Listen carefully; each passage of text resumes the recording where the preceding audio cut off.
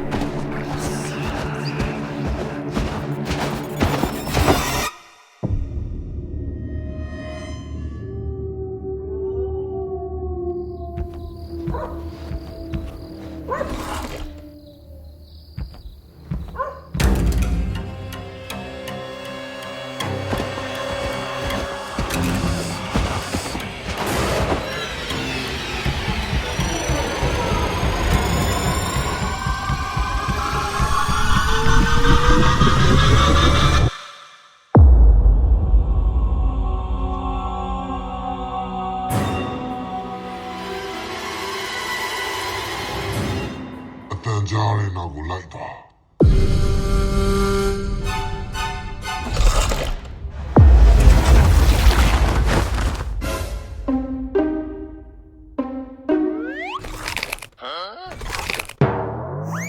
ဟာ